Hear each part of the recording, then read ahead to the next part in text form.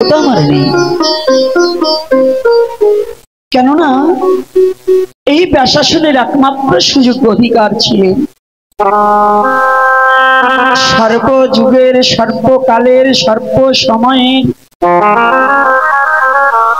সৃষ্টির শ্রেষ্ঠ ত্যাগী ব্যক্তি যিনি পৃথিবীতে প্রকাশ পাওয়ার আগেই মাতৃগর্ভ থেকে সমস্ত মায়াকে পরিহার করে পৃথিবীতে এসেছিলেন,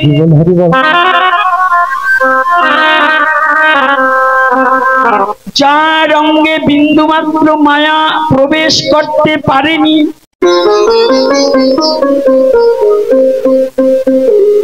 যে ব্যক্তির চরণে বন্দনা করবার নিমিত্তে দেবতা পর্যন্ত দূরে দাঁড়িয়ে করজোড়ে দাঁড়িয়েছিলেন,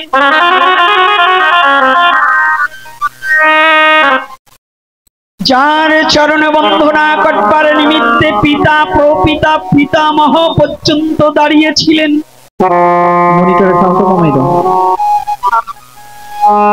পিতা তো আমরা চিনি বাবা, তাই তো? পিতামহকে হ্যাঁ ঠাকুর দাদা, আর প্রপিতামহকে তাওই ঠাকুর দাদা। আজকে যার কথা বলছি শুধু বাবা জীবিত নয়, আমাদের এখানে যারা আছে অনেকের মা নেই বাবা নেই, অনেকের মা আছে বাবা নেই, অনেকের বাবা আছে মা নেই, অনেকের ঠাকুর দাদা আছে মা বাবা নেই, তাও ওই ঠাকুর দাদাকে দেখার মতো ভাগ্য অনেকেরই নেই, তাই তো বাবা? আর আমি যার কথা বলছি সনাতন ধর্মের দৃষ্টান্তগুলো একটু ভালো করে বুঝে নিতে হবে।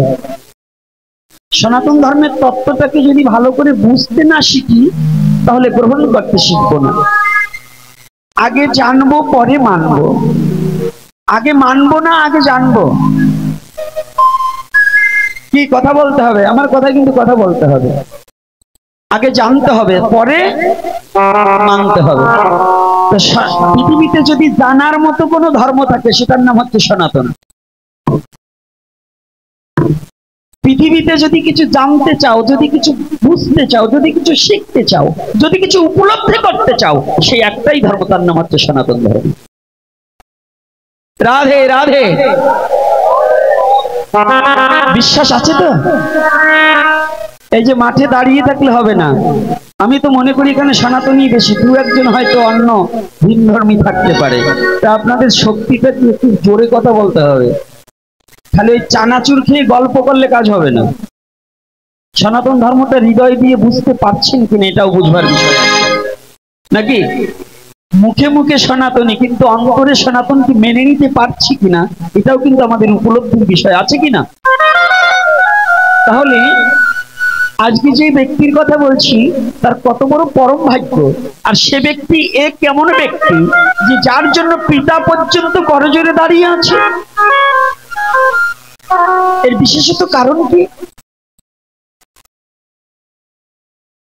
এগুলো তত্ত্ব কি জানার অভিপ্রায় আছে কিনা? বাবা এমন ব্যক্তির জন্য, বাবা ছেলের জন্য করজোড়ে, ছেলে বাবার জন্য করজোড়ে দাঁড়িয়ে থাকে, তাই তো?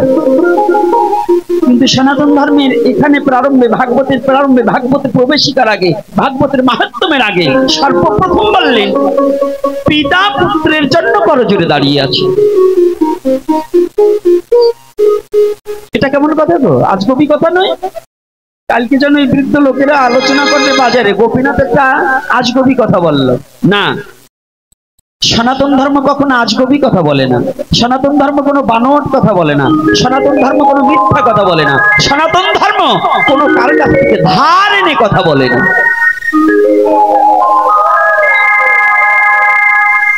বাবারে যারই সাউন্ড একটু পয়সা দিয়ে স্ট্যান্ড টিস্ট্যান্ড কিনো, ওই এরকম হালকায় বুড়ো মাসের দাঁতের মতো স্ট্যান্ড কিনো না, ধরলেও পরে না ধরলেও পরে, একটু টাকা দিয়ে বাড়ি ছাড়ি একটু জব্দতা কিনে রাখতে হলে, ব্যবসা করতে হলে ভালো জিনিসের দরকার। ইস্টা নামছে বাতাসের আগে পড়ে যায়, এই জন্য আমার যদি আনো জব্দটা আইনো, মাঝে মাঝে মন যায় কে দরবার গেলে এটা পড়িয়ে যাও।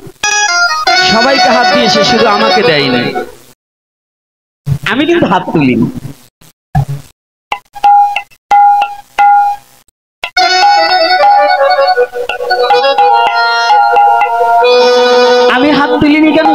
আমাকে কি হাত ভগবান দেয়নি?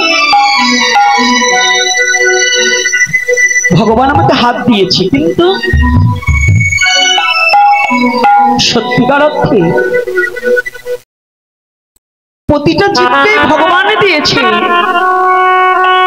কিন্তু প্রবাদ বাক্য আছে, একজন ব্যক্তিকে বলছি তুই কি চোখ থাকিতে অন্ধ হয়ে গেছিস?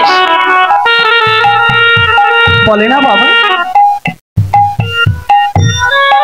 এহেন জগতে যারা কৃষ্ণ ভজন করে না, ভগবান করুণা করিয়া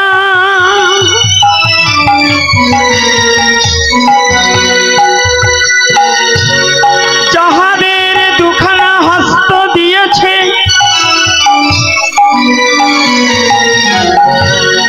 সে হস্ত যদি গোবিন্দ সেবার নিমিত্তে না হয়, সে হাত থাকিতে অপুর হয়ে গেল।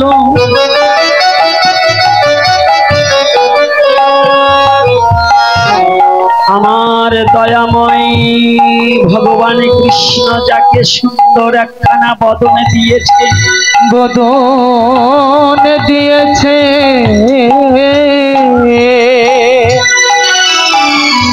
যে বদন থাকা অবস্থায় যার বদনে মধুমাখা হরিনাম উচ্চারিত হয় না,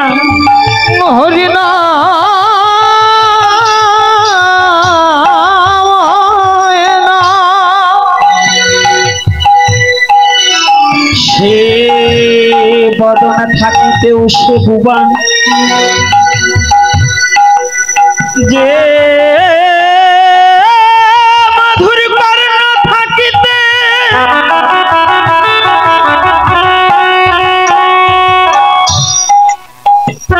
এই কর্ণে মধুর হরিনাম শ্রবণ করে না,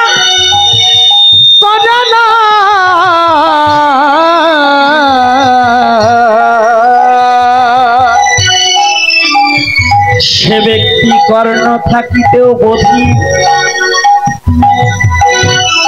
ভগবান যাকে দুখানা নয়ন দিয়েছে, যে নয়নে আমার প্রাণী গোবিন্দের প্রতিচ্ছবি দর্শন হয় না, যে নয়নে কৃষ্ণ বলে কাঁদিতে জানে না,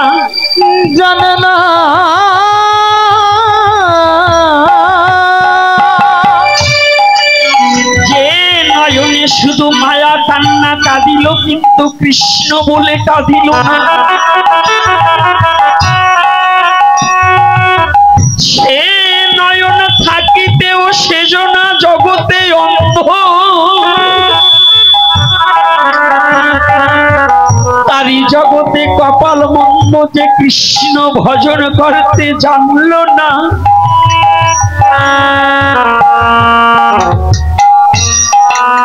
এমন সুন্দর একখানা বক্ষ দিয়েছে ভগবান। ও বাবা,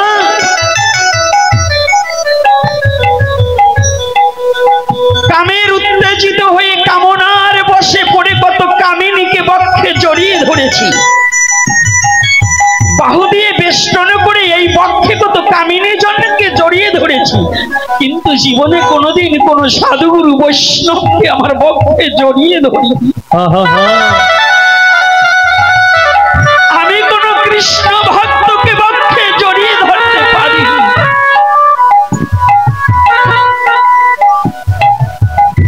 ভগবান সুন্দর একখানা মস্তক দিয়েছে আমাকে।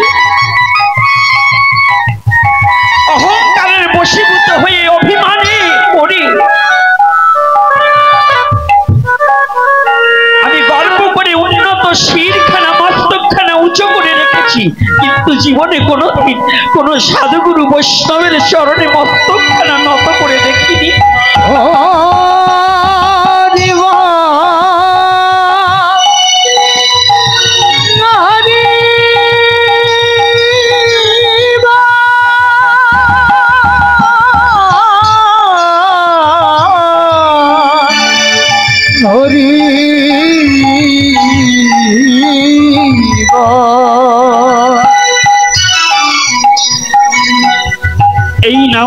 কত বলেছি কুবলের বুলি,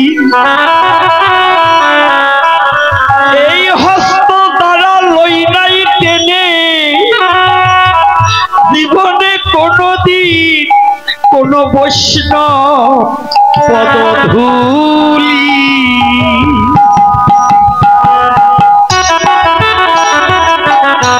শুধুই অহংকারের পরিপাকে পড়ে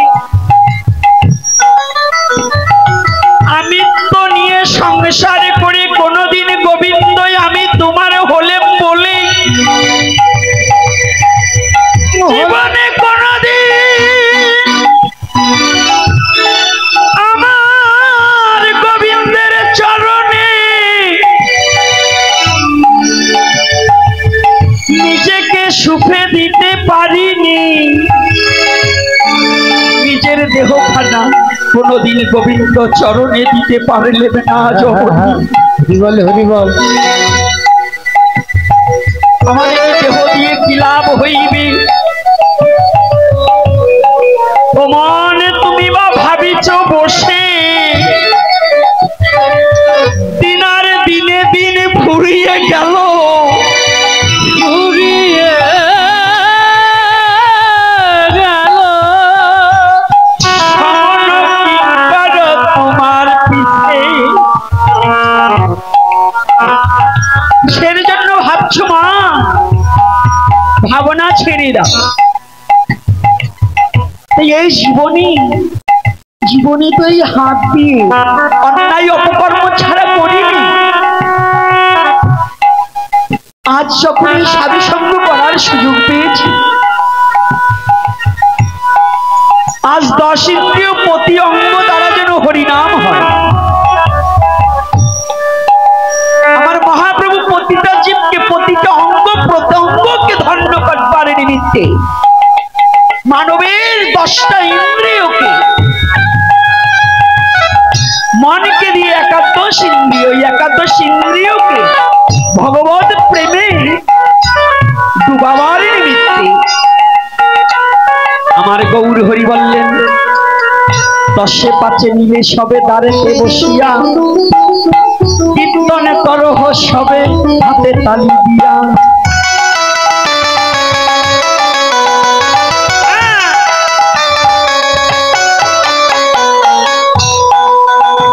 কথা বোঝা যায়?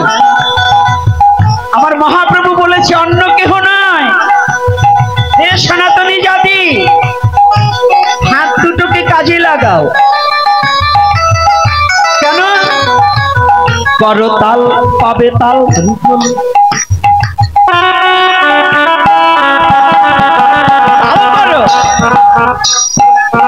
কিসে তাল করবে? তোমরা হরি নামে তাল করো, তোমরা হরি নামে তাল করো। যদি করো তাল থাকবে ঘরে মাল, হবে না পয়ে মাল। রাধে রাধে। কথা ছোট কথার মধ্যে বৃহত্তম কথা। কথাটা ছোট, তাই না বাবা? বৃহত্তম একটা তত্ত্ব লুকিয়ে আছে। যদি করো তাল থাকবে ঘরে মাল, হবে না পয়ে মাল। আজ যত নরনারী এখানে উপস্থিত আছে, হরি নামে যাদের মনকে ডুবিয়ে দিয়েছে, যত কামাতুর ব্যক্তি হোক না কেন, হরি নামে মন ডুবালে পরে কাম পালিয়ে যাবে, প্রেমের উদয় হবে।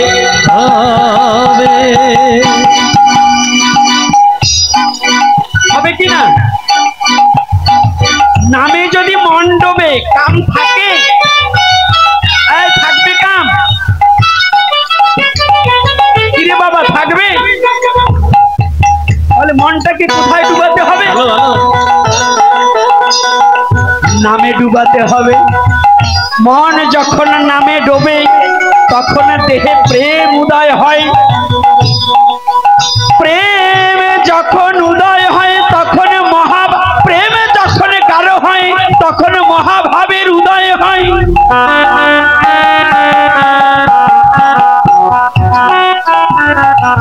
মহাভাবের পরে হয় অধীর মহাভাব।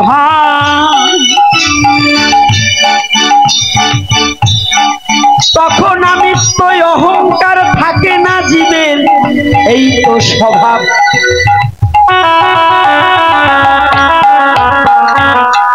আমি তো দূরে গেলে মন পবিত্র হবে, মন পবিত্র হলে দেহে কৃষ্ণের দেখা পাবে।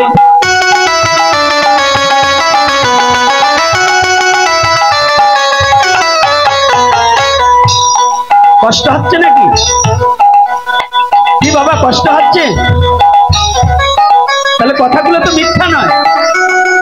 তাহলে এখানে একটু সনাতন ধর্মের তত্ত্বগুলো ভালো করে বুঝতে হবে। তাহলে এখানে করতাল পাবে তাল। কোন তাল? জলে যদি কেউ ডুবে যায়, ছোটবেলায় আমরা খেলতাম, একজন ডুব মেরে হাতটা জাগিয়ে দিয়ে বলতো তাল আছে কি? যদি জেগে থাকে বলছে তাল আছে, যদি তলিয়ে যায় তাল নেই। যারা সংসার রূপ সাগরের মাঝে ডুবে যাচ্ছে, যারা হরিনামে তাল করবে তারা ডুবে যাবে না, সংসার রূপ সাগরের মাঝে হরি বলে তারা ভেসে উঠবে।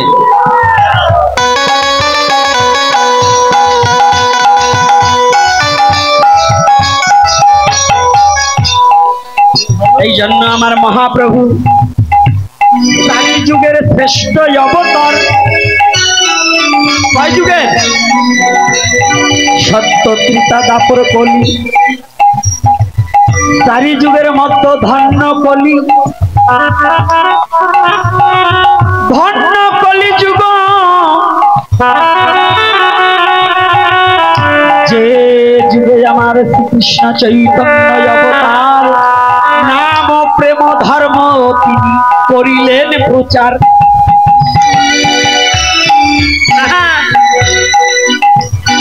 ঠিকই নাম আর তাই আজকে সেই প্রেম আমার মহাপ্রভু।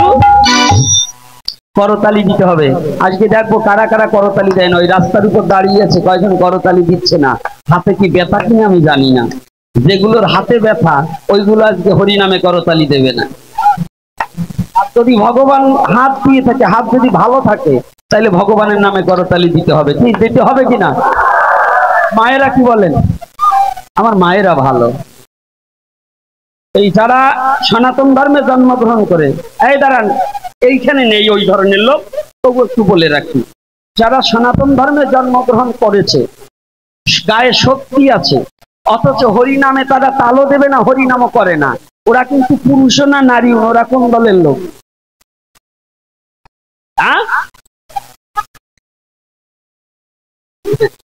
ওই দলের লোক যদি এখানে থাইকে থাকে, ওরা মুখে হরিনামও করবে না আর করতালিও দেবে না, তাই না?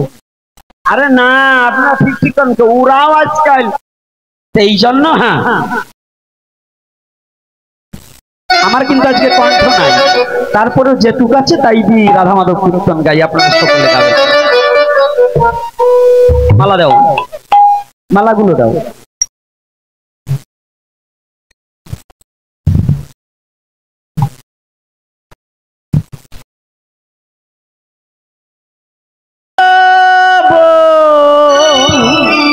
জয় কুঞ্জ বিহারী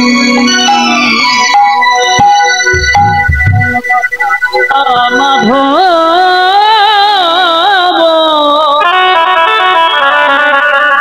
জয় কুঞ্জ বিহারী, জয় গোপী জনবল্লভ, জয় গিরিবরধারী, জয় গোপী জনবল্লভ, জয় গিরিবরধারী, জয় রাধা মাধব, জয় কুঞ্জ বিহারী। সবাই জয় রাধা মাধব, জয় কুঞ্জ বিহারী, জয় গোপী জনবল্লভ, রাধে জয় গিরিবরধারী,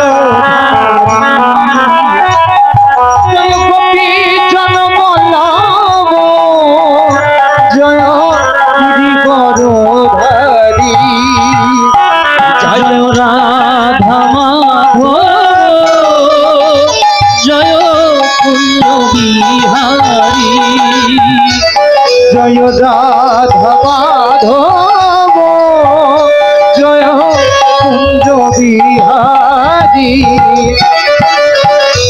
যশোদানন্দন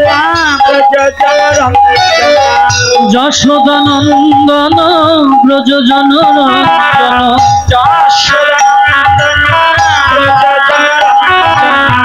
যশোদানন্দন ব্রজজন রঞ্জন যমুনা তীর বনচারী যমুনা তীর বনচারী যমুনা তীর বনচারী যমুনা তীর বনচারী কুঞ্জ বিহারী জয় রাধা মাধব জয় কুঞ্জ বিহারী জয় রাধা মাধব জয় কুঞ্জ বিহারী রাধে রাধে জয় রাধে রাধে গো সবাই রাধে রাধে রাধে গো রাধে রাধে রাধে গো দুটি বাহু তুলে রাধে গো রাধে রাধে রাধে রাধে রাধে রাধে রাধে বল রাধে রাধে রাধে রাধে রাধে রাধে বল রাধে রাধে রাধে বল সবাই রাধে রাধে রাধে বল রাধে রাধে রাধে বল রাধে রাধে রাধে দেও রাধে রাধে রাধে রাধে রাধে রাধে বল রাধে রাধে রাধে রাধে রাধে রাধে রাধে রাধে রাধে বল রাধে রাধে হরি বল বিবাহু তুলে রাধে বল রাধে রাধে রাধে বল বিবাহু তুলে রাধে বল রাধে জয় রাধে জয় রাধে জয় রাধে জয় রাধে परम पुरुष परमेश्वर भगवान श्री कृष्ण की जय प्रेममयी श्रीमती राधा रानी की जय प्रेमेर ठाकुर भगवान गौर हरि की जय आजकेर हरि कथा की जय आजकेर आगत भक्तवृंद की जय निताई गौर हरि बोल আলোচনার প্রারম্ভে যেখানে আমি দেখে এসেছি সেখানে আবার যেতে হবে তাই তো আজকে আমাদের অভিপ্রায় পিতা পুত্রের জন্য করজোড়ে দাঁড়িয়েছে কেন আর এ ব্যক্তিকে কথা হবে না এই ডান ছাড়তে কথা হচ্ছে কথা বন্ধ ওখানে কথা হবে না এ ব্যক্তিকে এ ব্যক্তি আর কেহ নয় কৃষ্ণ দ্বৈপায়ন বেদব্যাস স্বপুত্র শ্রীল সুখদেব গোস্বামী প্রভুপাদ তাহলে শ্রীল সুখদেব গোস্বামী প্রভুপাদের জন্য পিতা ব্যাসদেব পর্যন্ত দাঁড়িয়েছিলেন